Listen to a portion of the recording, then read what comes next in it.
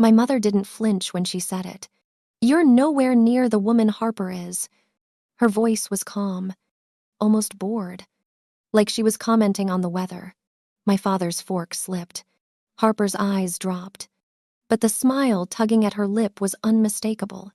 They were seconds away from announcing she had saved our home, the same home I had silently paid the mortgage on for 4 years. None of them knew about the debt my father hid. None of them knew about the investment disaster I once buried for Harper.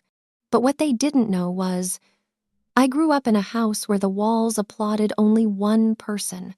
Every hallway in Lakewood carried Harper's Triumphs trophies, polished every Sunday. Framed certificates aligned in perfect rows. Newspaper clippings laminated like they belonged in a museum exhibit. My photos were smaller, thinner, slid into corners as if too much space might ruin the symmetry. I didn't have the language for favoritism back then, but I felt it like gravity that always pulled toward Harper. One Thanksgiving morning stands out the clearest. I must have been 8. Diane's kitchen smelled like roasted herbs and overcooked marshmallows from her sweet potato casserole. Harper and I stood by the fridge waiting for holiday treats. Diane gave Harper a shiny chocolate turkey wrapped in gold foil. Then she turned away, never noticing I was empty-handed. I swallowed the sting the same way I swallowed cold mashed potatoes quietly. Because drawing attention only made things worse. I didn't know it yet. But moments like that would calcify into something dangerous. High school sharpened everything. Harper was already a local star, winning debates and giving interviews about her future in law. One afternoon, I walked in holding a certificate from a regional math competition, my proudest achievement. Michael barely looked up from his recliner.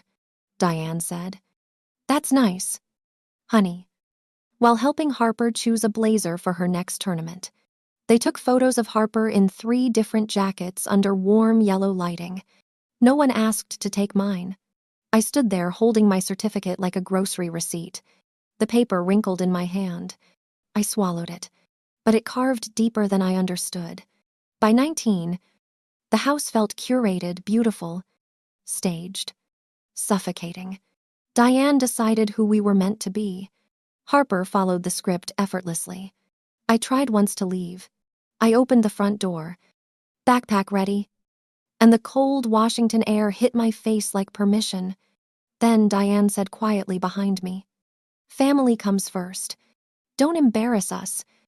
Avery." She didn't raise her voice. She didn't need to. Shame turned me around. College forced me into early adulthood. I worked 2 jobs, one at a diner with flickering neon lights, one at a hardware store that smelled like sawdust and metal. Whenever Diane hinted that the house needed help, I sent money. Meanwhile, Harper spent her semester break backpacking through Europe, posting captions like, "Find yourself."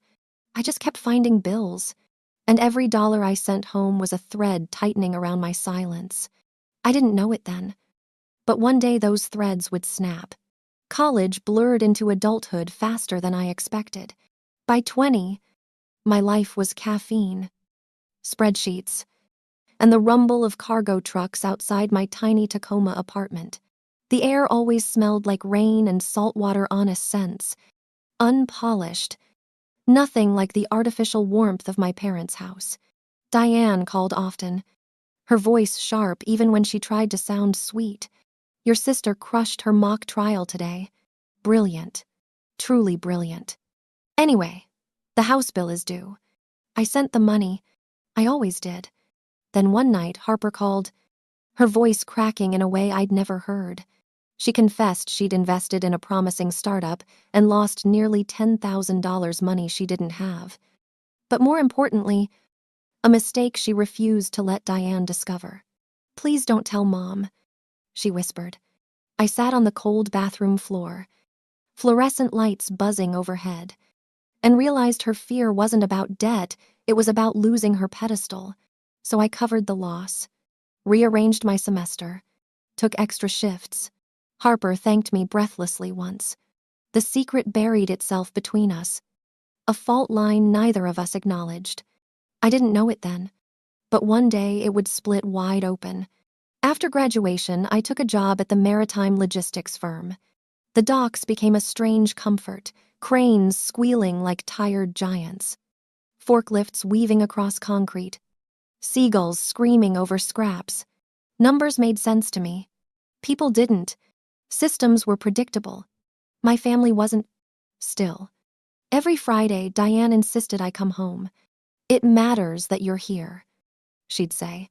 She meant it matters that you applaud Harper. The house never changed. The same creaking staircase. The same gallery of Harper's achievements lining the hallway like a shrine. The same heavy silence when I walked in. As if I were a guest visiting a museum curated for someone else. Sunday dinners smelled like rosemary chicken and obligation. Harper would talk about her cases. Diane would beam. Michael would nod. I pushed peas around my plate. Once, Harper invited me to the old cafe we visited as kids. I thought she wanted to reconnect. Instead, she launched into a monologue about her future awards. "Image matters more than truth sometimes," she said, sipping her latte like it was nothing. I watched the steam curl off mine and felt something inside me shift. She had broken the promise we made at that same table years ago. We never betray each other. Turns out she had crossed that line long before I even realized one existed. And all those years of swallowing things whole, they weren't disappearing. They were turning into edges, sharp ones. Trouble didn't hit me all at once. It arrived quietly. Like a loose thread you tug without realizing the whole sweater is about to unravel. It started on a Tuesday evening when Zoe stopped at my cubicle holding a stack of shipping invoices. The overhead lights hummed with that tired industrial buzz that always made the office feel colder. "You look drained," she said. "Everything okay at home, same old?" I lied. She didn't buy it. Instead, she slid a printed page across my desk, an email that had been misrouted into a logistics folder. "I think this belongs to you." It was from Lakewood Bank. Not the mortgage department. Personal loans. Addressed to Diane Collins. Overdue. 5 years old. Thousands behind. My stomach tightened. The signature at the bottom, Michael's. His handwriting. Shaky. Familiar. The dates didn't match the timeline they'd given me when they begged for help with the mortgage years ago. I texted him, "Dad, we need to talk." He didn't reply. I didn't know it then. But that silence was the start of everything collapsing. 2 days later, I drove to Lakewood. The house looked picture perfect. As always, porch light glowing. Curtains pulled neatly. Lawn trimmed like Diane was preparing for a magazine shoot. She opened the door with a smile too polished to be real. "Avery, you should have told us you were coming." I held up the overdue notice. "Why didn't you tell me the bank contacted you?" Her smile froze. "Oh, that must be a mistake." "Mom, it's not a mistake." She stiffened instantly. "Your father handled that. I don't concern myself with small details. Small details, thousands of dollars of unpaid debt. The reason they'd leaned on me like a crutch for 4 years." Harper stepped into the doorway then. Blazer still on. Hair perfect. Expression effortless. "Avery, don't start. Mom has enough to worry about." "You knew I asked." She answered too quickly. "Of course not." A lie. Thin and rushed. One I felt more than heard. I left without pushing further. Questions were piling faster than answers. And the universe wasn't finished. The next week, an alert pinged on my phone from a credit monitoring app I'd forgotten existed. New activity detected on a historic loan. I clicked. My throat tightened. A student support loan, 10 years old. One I never took. But my name was on it, listed as secondary beneficiary. Harper was the primary. My pulse thudded. I remembered that year 19. Exhausted. Drowning in work and bills. I hadn't signed anything. But someone had signed for me. I confronted Harper that Saturday. She was reheating leftovers. The microwave humming behind her like background noise for her indifference. "Did you use my name for a loan?" She didn't even blink. "It's not a big deal." "Avery." "Yes." It is. It was a decade ago. You're fine. Why dig it up? Because it's fraud. She shut the microwave harder than necessary. You're being dramatic. Her favorite tactic: minimize, dismiss, invalidate. Did Mom know? I asked. Harper paused. Half a second. Enough? Her silence told the truth. She didn't. That's when something shifted. Not erupting, just a quiet internal click, like a lock turning. And once it turned, there was no going back. The following Monday, the past walked straight into my office. Evan Marks, Harper's ex, a man I hadn't seen in nearly a year, stood awkwardly in my doorway, hands buried in his jacket pockets, eyes shifting like he wasn't sure he should be there. Avery, he said quietly, we need to talk. I gestured him in, mostly because Zoe was already peeking from behind her monitor like she was watching a slow-moving storm. He sat down and exhaled. Look, I know things between me and Harper ended badly, but there's something you should hear from someone who isn't trying to spin it. My jaw tensed. What is it? She's getting nominated for the Community Impact Award. Big press coverage. And she's been telling people she's saved her family home. It's the centerpiece of her whole campaign. My breath stalled. She's using the house story publicly, using it. He shook his head. She's selling it. Photos, speeches, interviews. She's leaning into it hard. The words hit like cold water. Harper wasn't just letting people assume the lie, she was amplifying it, monetizing it, turning my sacrifice into her brand. I thanked Evan. He hesitated, like he wanted to say more, but left quietly. And when he did, the office felt too bright, too exposed. That night, fog hung heavy over Ruston Way. I parked near the waterfront but stayed in the car, staring at the waves slapping rocks in slow, uneven beats. Each one sounded like a reminder.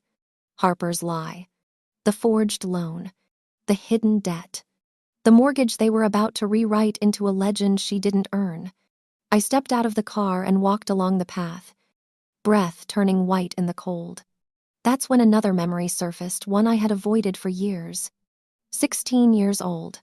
Sitting on the staircase while Diane bragged to relatives about Harper's newest award.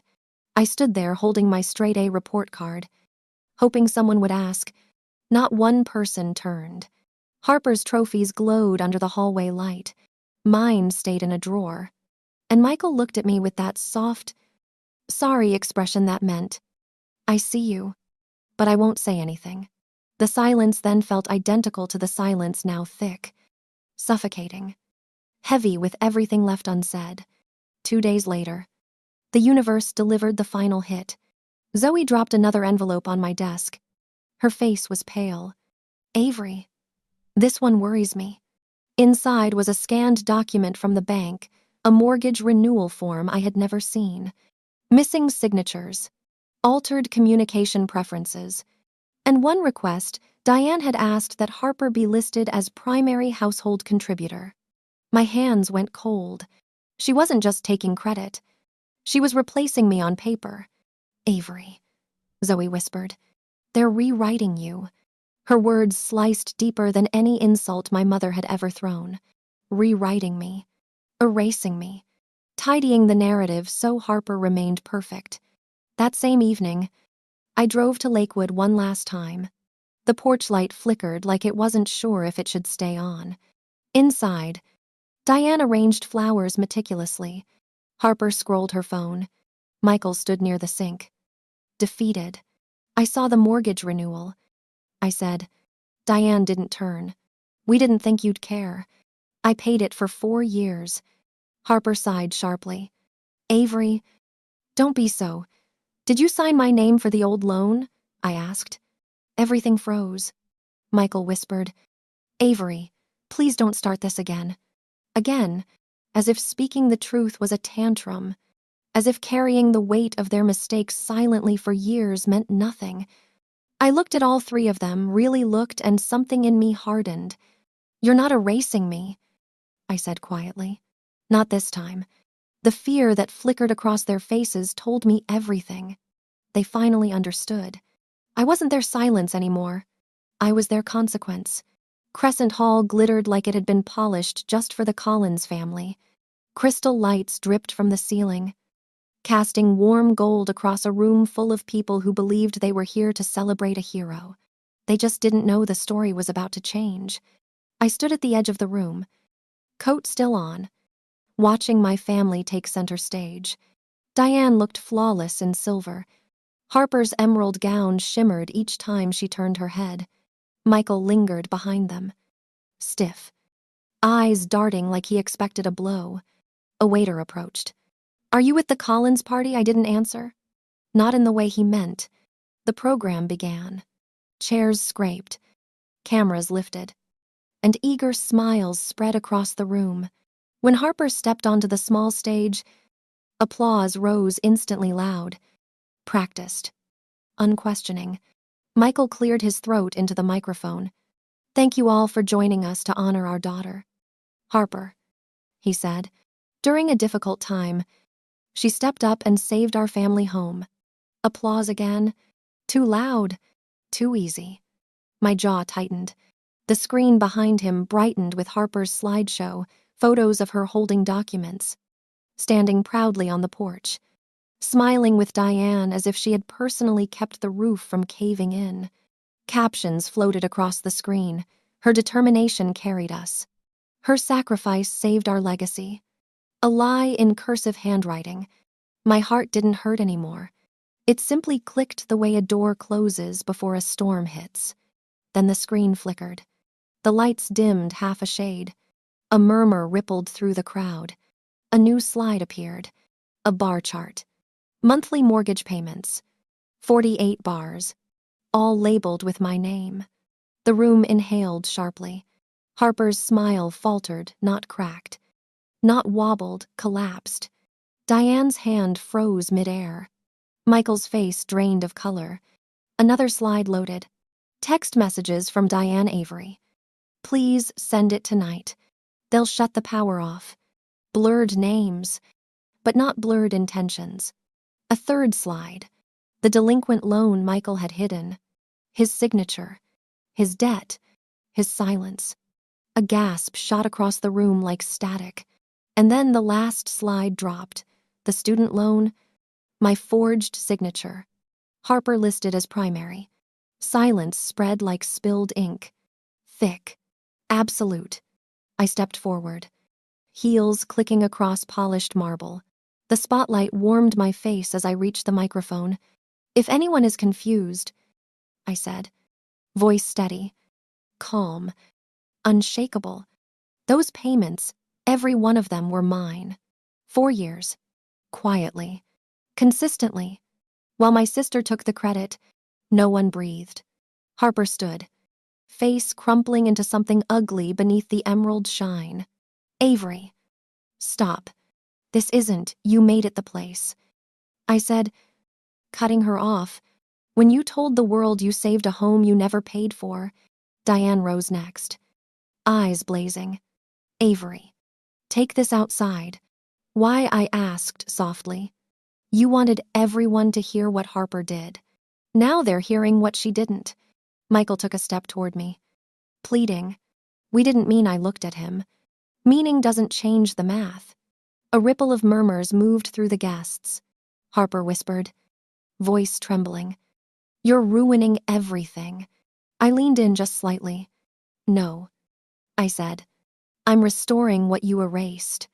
And right then, in that heat, in that silence, in that truth, I felt something unspool inside me.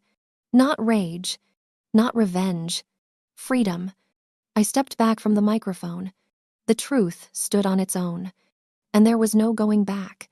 I didn't wait for the applause to die, or for the whispers to sharpen into accusations. The moment the final slide burned onto the screen, I turned and walked straight out of Crescent Hall.